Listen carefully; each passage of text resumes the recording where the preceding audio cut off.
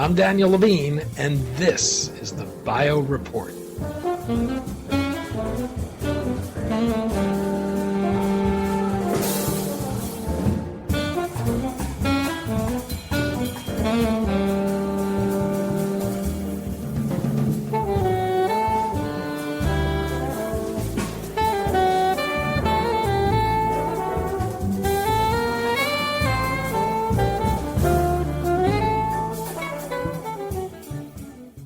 Most marketed antibodies work as antagonists, simply shutting off a receptor, even though many immune, metabolic, and cancer pathways require more nuanced control.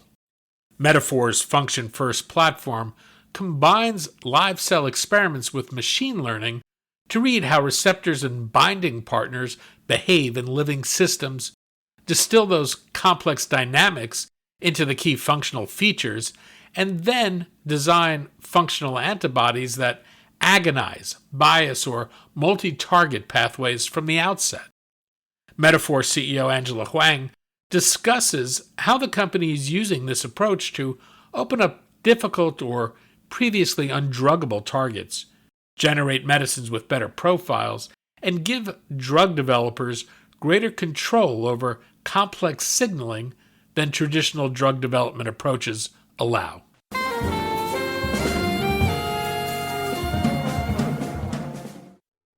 Angela, thanks for joining us. Thank you, Danny. I'm delighted to be here today. Well, we're going to talk about Metaphore, its computationally driven platform technology, and how it combines live cell experimentation and machine learning to design a new class of functional therapeutics that expand what antibody medicines can do. How would you describe the problem in drug development Metaphore is trying to solve? Mhm. So thanks for the question. We are an antibody, an AI generative antibody drug design company. And so, when we look at the antibody market, it is actually the largest drug class in the world right now. But I think the other interesting thing that you will also learn by looking at the antibody market is that 95% of antibodies today only work through inhibiting activity, so blocking activity at the receptor level. And so when we think about biology and how there is so much other activity that is really present in biology, right? Because biology doesn't work just by blocking, it works by activation. You're trying to drive a downstream signal. You're trying to, bias signaling in, towards one pathway more than the other. Or often you will need multiple receptors to be engaged at once in order to drive activity. Antibodies today don't do any of that. They only block. And so for us, that just represents a huge potential to really unlock what antibodies can do that they have not been able to do to date. And our ability to really focus on um, designing drugs or designing antibodies that have that activity level from the outset really opens up, we believe, expansive opportunities for us to engage targets, not in an incremental way, but really to come up with target product profiles that are a real step up from where they are today. It allows us to engage antibodies or use the antibody modality to engage with targets that were just not possible before because those targets did not need to be inhibited or blocked, right? They needed the activity level. So that opens up opportunities for us to engage targets. It opens up opportunities for us to engage those targets with a different mechanism of action, so on and so forth. All of this just expands huge possibilities for us to create therapeutic options that don't exist today.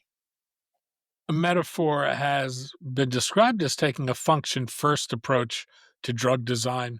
What does function first mean in practice, and how does that differ from how most drugs are designed today?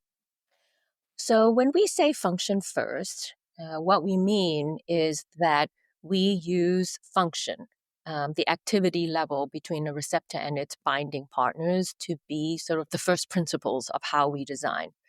And in order to do that, we have to do our work in living systems. So the best way sort of to describe this is to contrast it with how traditional approaches for drug design happen today, which is very different. Traditional approaches really focus on taking a receptor, crystallizing it, understanding the structure, and then solving for binding to the structure. We believe that the structure first approach, while extremely valuable and has led us to incredible advances in the world, lacks the ability for us to understand function and activity, because the minute you crystallize the receptor, you've taken it out of its biological context. So you don't have any information whatsoever on how that receptor is dynamically engaging with its binding partners. And it's in that engagement, the bending, the folding, the dynamic interactions, that function or activities actually being driven. So this whole idea, or the importance, I should say, of capturing how a receptor and its binding partners actually engage with one another in a living system, not in a static system, but in a living system, is what opens up huge opportunities and insights for us. And it allows us to gain this sort of function first perspective that today doesn't exist, because everyone else is using structure as their starting point. We're using function as our starting point. Well, if that's the case, does that mean you're monitoring activity without even looking at what is binding to what as you experiment? Well, I think what that means is that we are using function and our understanding of what and our understanding of activity levels as the input to our design process. So what happens with that is that in a typical process, again, because you're structure based, you're solving for binding to a particular receptor, and then you have to do the work to figure out whether that binding actually led you to some functional activity. We miss that whole step, because from the beginning, our molecules are functional, right? Because we use functional information to do our design. Our binders are, in fact, agonists from the start. You joined Metaphor after a long career at Pfizer, where you most recently served as chief commercial officer and president of the global biopharmaceuticals business. What did you see in Metaphor that felt compelling relative to traditional structure based drug discovery?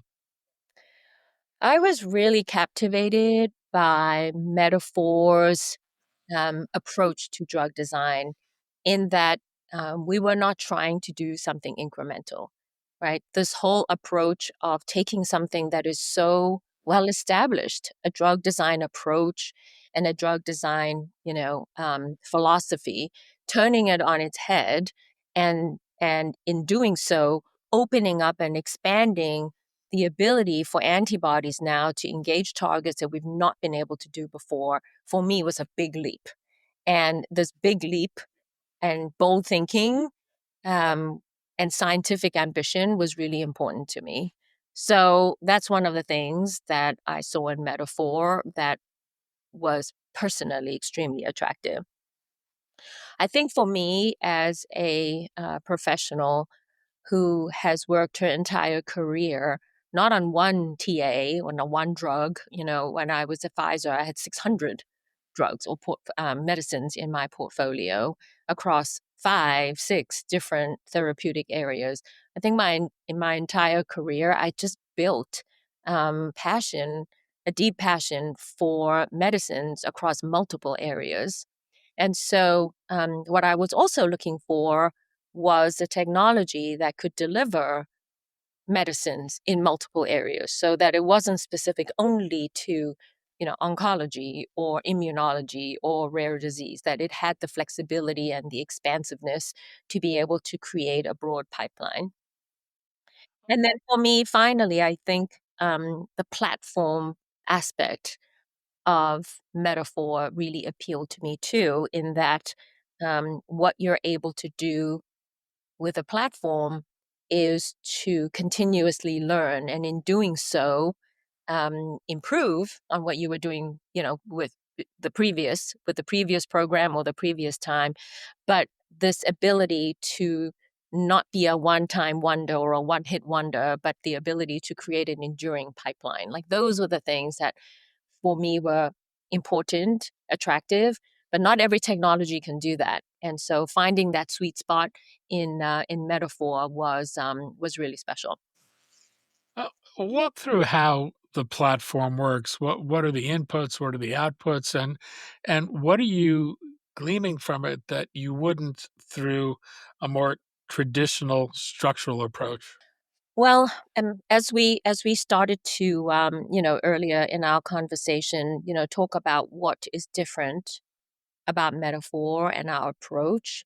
Our approach is to use functional insights and functional information as our starting point for design rather than structure information.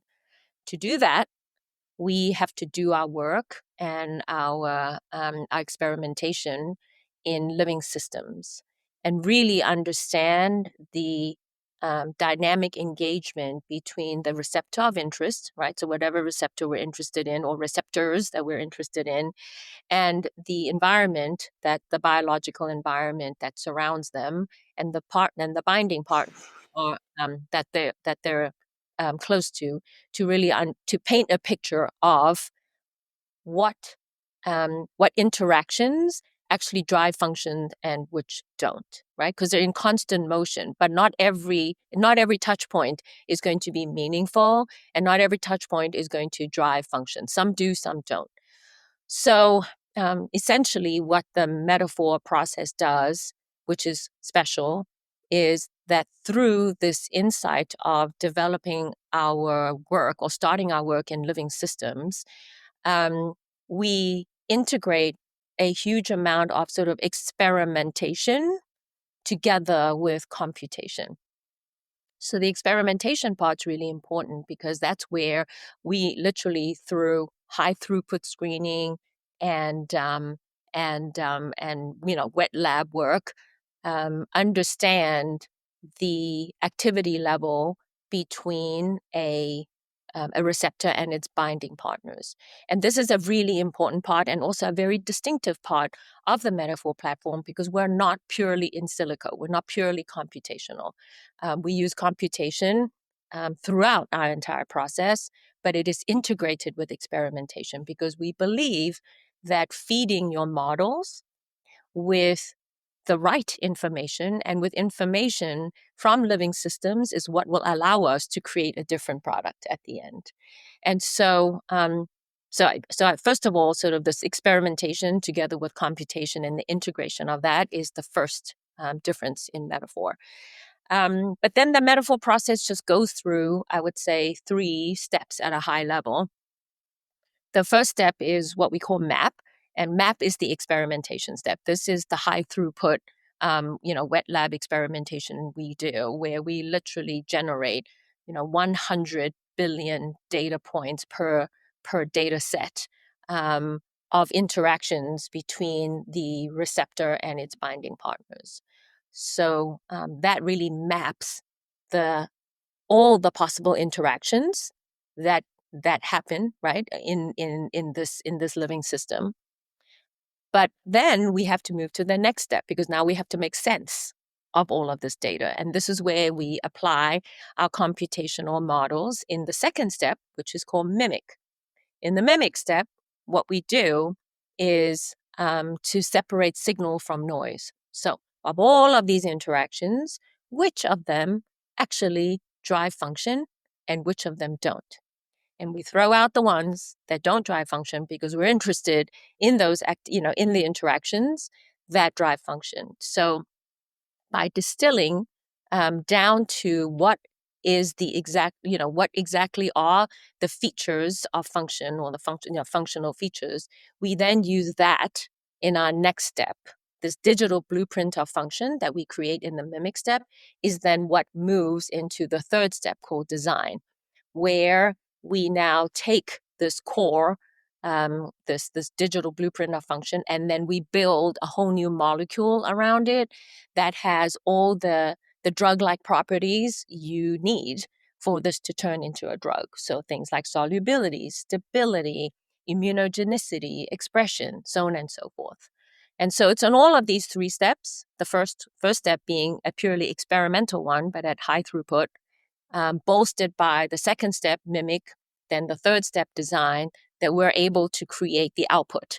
And the output are these antibodies that have activity. So we call them functional antibodies because they can agonize, they can drive bias, they can multi-target. So meaning engage activity um, through really working through multiple targets, not one, but sometimes you need two or three targets, right, to drive the activity that you're looking for.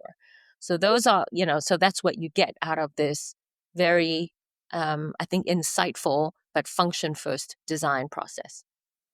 And that final step that gives you a developable candidate, is that done in silico, or is that done through experimentation and alterations you make in Yes. more traditional ways? Yes. So both, because you design it in silico, but then you have to test it experimentally to make sure that it's giving you what you think. So the design, the predictions that we can do in AI help us to get to the final molecule. And I would say the final molecules, because we never end up with another beautiful thing about the metaphor process is that you don't end up with, you only have one option after you use it. In this huge library that we've created many options. And so we're able to come up with multiple likely candidates that we can do experimentation on and then pick the right one.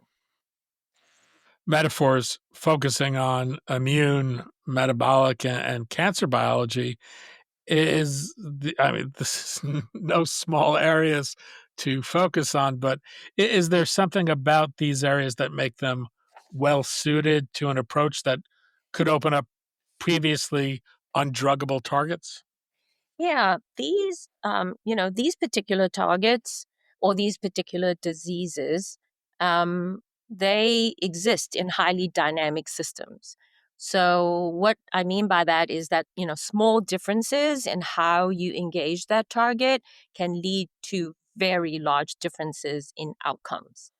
And so as a result, blocking or inhibition may be insufficient, and that these very highly complex systems require activation, downstream signaling, bias control, multi-targeting in order to engage these pathways, for these particular diseases. And so, in that way, um, that's why the Metaphor platform is perfect for engaging with these very complex diseases, because our antibodies are able to deliver those particular properties, those activation properties, those agonistic properties that those pathways need. And um and you know for and we're able and you're able to do that because of that exquisitely detailed process that I shared with you, the huge amount of data sets that are going into our design process, the precision of our models, the optionalities that the models are able to give us in terms of understanding, the molecules and the number of molecules that we have. We're able to select with precision the ultimate molecule that we believe would be the drug candidate. So I think it's the complexity of these diseases or the disease pathways and the exquisite control that you need over these pathways is what makes Metaphor's technology perfect. Because the way that we design with this very, um, deep function first insight is what gives us the ability to see function in ways that traditional design cannot, and that's why our molecules um, are are are able to really engage, activity levels that otherwise you cannot do. And how are you thinking about where you'll emphasize your initial programs and disease areas, that which ones would be the best proving grounds for this technology? Yeah. Well, I mean, you mentioned them already, but all of these major diseases like oncology, like immunology, like metabolic disease, they all very much um, very much driven by the need to agonize pathways, to multi-target pathways, to bias pathways. So that's sort of where we are focusing, our attention is on the pathways that need this kind of activity level to drive, to drive function and to solve the problem. And that's why, when you asked me the question of why I chose Metaphor, and I had said, because I was looking for something that had broad applicability, that's why it is broadly applicable, because diseases there's so many different diseases that need agonism, bias, and multi-targeting. And so it really just opens the aperture for where Metaphor's technology can be applied. Have you identified a lead indication or lead We candidate? do. We have two programs. We have four active programs in our pipeline, but two of them, I would say, are the front runners. One of them is in a rare disease, and we are nominating the drug candidate as we speak. So in a year, we'll be in the clinic, and so that's been super exciting. I would say the speed by which we've been able to make this candidate is a function truly of the design process. We're able to create agonistic antibodies in under 16 weeks. Our very first molecules, as I was saying, they're not binders. They don't just bind, they have activity levels. So our very first molecules can be 10 times more potent than the comparator molecules that are in the market or in the clinic. And so our design process necessarily gives us very high quality molecules quickly.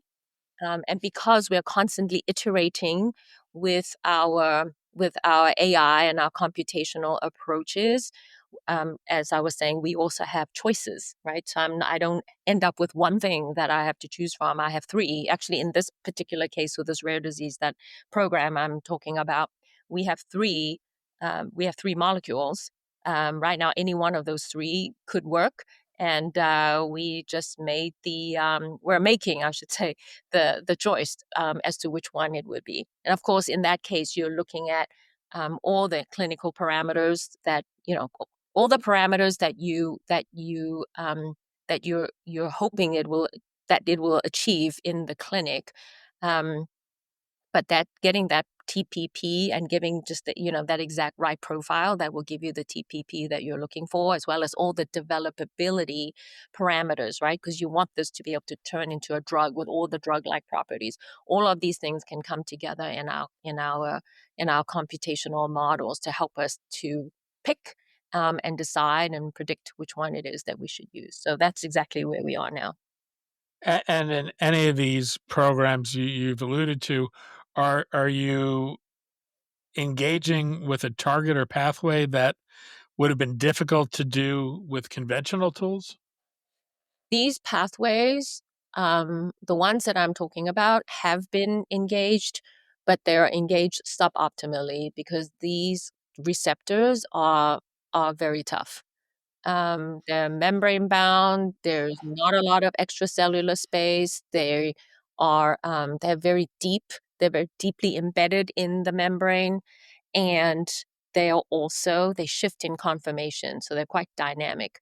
So in order to solve in order to effectively solve and engage these targets, we have found that using the Metaphor technology and applying an antibody modality to do that has been quite effective, which is why we're moving along in our programs. So yes, these targets exist today, but often they are suboptimal in their engagement. So our plan, especially with these two programs, is to be able to deliver a superior profile, along the dimensions of whether it's from an efficacy perspective or a side effect perspective, or importantly, from a patient dosing perspective. Like those are three parameters that could really change the game in terms of the standard of care, and how you can raise the bar for standard of care. And is there some milestone that you think will signal either internally or externally that this platform is achieving what you expect it to? Well, first you want repeatability, right, in your work, so that we're not just making one molecule, but we're making many, because it shows the repeatability, the consistency, um, and that we're making these things faster and faster, right? So that's the iteration and the improvement in cycle times, that we are already achieving, because in the 4 programs I've just described, they have already improved. Um, and so that's one aspect. I think the second is obviously getting into the clinic and then being able to demonstrate through human proof of concept that what we made delivers on the profile in the human. So, so I think that we'll continue to get much smarter through in vivo and in vitro studies, and that will be a guide. And our ability to make more and more molecules faster will be a big milestone to be achieved. But then the ultimate milestone is our clinical trials. You've established this broadly applicable pipeline. How are you thinking about partnering as you go forward? Partnering is an essential part of our business model. Um, And I think with a platform or a technology that is as prolific as this is, and the ability to create a broad pipeline, you're absolutely right. We have to think very carefully about being, where we're focusing and where we're not focusing. So when you think about an internal pipeline where you're using um, where you're thinking about what it is that you have to use your equity dollars to fund. We have a certain set of criteria that relate to that, and we're very disciplined about sticking with that, because we cannot be distracted or unfocused or divert our attention into areas that may not be the best return on investment for our equity dollars. But we also realize that our science is so broadly applicable. There are so many scientific problems to solve that are beyond just our own particular interests. And so when we engage in partnerships with pharma companies, we then, that opens up the aperture for us to use Metaphor's technology to explore and to solve problems that they have. And in doing so, you then can venture into so there you would venture into spaces that the pharma companies want. That may not be the pipeline that I am developing for my investors, but it's a molecule that a pharma company wants. So that's really how you have to think about it. Um, our technology can develop a big pipeline. That big pipeline does not make sense in certain cases for Metaphor. So we have very clear criteria for what makes sense for us, and then we are also working collaboratively with a number of companies to develop what it is that's important for them. You say you have clear criteria for what you would develop yourselves. Is that based on the clinical development pathway? Is it based on It's the indication? Yeah, it's multifactorial. I would say first and foremost, as a young and growing company, we don't want to take biology risk, right? So we look for validated biology mechanisms, whether it's genetically validated or can be validated through, whatever biomarkers and other mechanisms. So we don't want to take risk in that area. So that's one.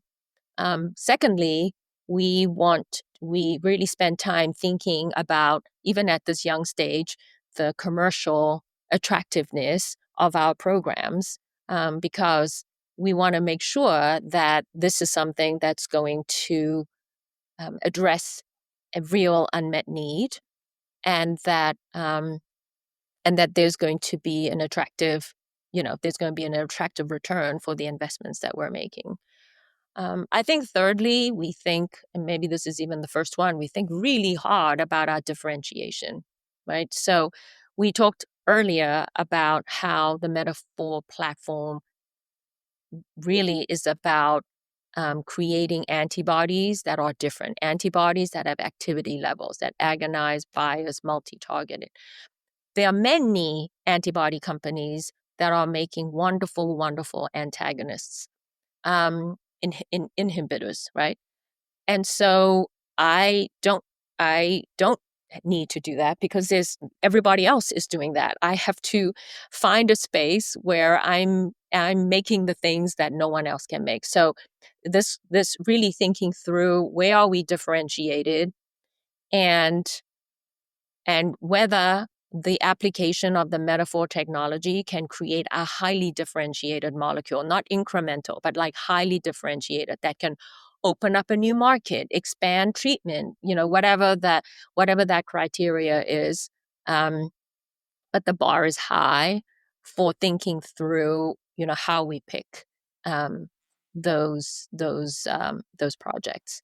And so, those are um, just three of a number of things that we think through to ensure that that this is something that this is worth doing on our own. And then one that you talked about, which is an obvious one, is just the clinical trials. Like, is this a precedented clinical pathway? Is it clear what we have to do? Are there clear biomarkers, endpoints, etc.? Because we want to make sure that we also don't take on too much risk on our own in that regard. So really understanding the potential clinical plan, what it entails, how complex or what does it need, and is it something that we can do on our own, is factored heavily in terms of the choice as well. Metaphor is a flagship company. How does being part of the flagship ecosystem shape the way you think about building the company and the platform? And are there advantages to being part of the flagship ecosystem that it gives you as you build Metaphor? Well, I definitely think there are advantages. I think that flagship companies are just in a very privileged and unique position to have, first of all, the scientific heft of an organization like this, together with like incredible knowledge, subject matter experts of all kinds, clinical and discovery related. I mean, you can imagine young companies are so fragile, and to know that you have access and you are connected to a much larger ecosystem that can really support you as you're growing, I think is really critical. So I think that's one.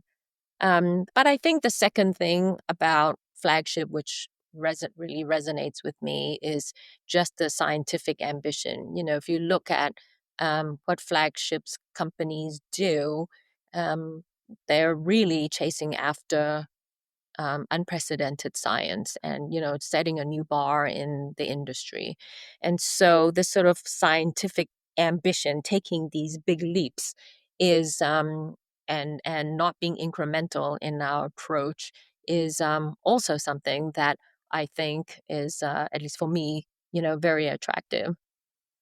I think the platform approach, again, is also something to think about and to talk about, because that really helps you to de-risk, right? There's never a day when I only have one molecule or one program. The whole point of this is that we are able to create multiple for ourselves and multiple programs for our partners. And every program, because it is a platform, feeds off of the next, right? So there's benefit and continuous learning and continuous sharing and scaling, with every experiment you do, every program that you do. The next just builds off from the previous, or the one that you have builds the next, so on and so forth. And so this continuous building and scaling, I think, is also very unique. So yeah, and I mean, net, I think that there are tremendous and very unique advantages as being a portfolio company of flagship. And in practical terms, are there synergies with other portfolio companies in the flagship realm? And are there efforts to leverage one with the other? Well, as a the portfolio company CEOs are very much tied together. We have a very strong community where we believe in sharing best practices and learning from one another. But if you look across the portfolio, we don't do the same things, right? Because why would we? So while there are many antibody companies, not many, but there are several antibody companies, we all kind of get after antibodies in a very different way. So I would say that there's a lot of learnings and there's a lot of camaraderie between the companies and the CEOs of the companies. We really try to help one another and learn from one another.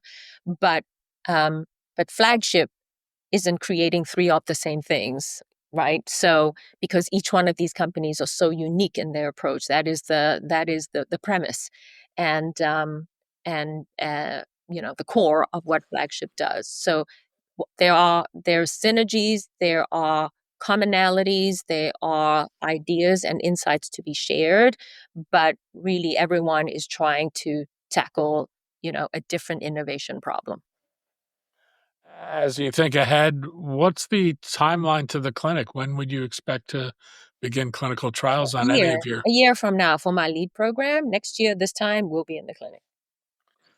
Angela Hwang, CEO of Metaphore and a flagship pioneering CEO partner. Angela, thanks so much for your time today. Thank you so much for your time, Danny.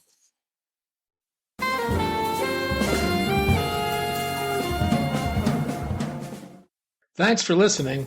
The Bio Report is a production of the Levine Media Group. To automatically download this podcast each week, subscribe to our RSS feed or through iTunes or other podcast manager. To join our mailing list, go to levinemediagroup.com. We'd love to hear from you. If you want to drop us a line or are interested in sponsoring this podcast, send an email to danny@levinemediagroup.com. Special thanks to Jonah Levine, who composed our theme music, and the Jonah Levine Collective, which performs it.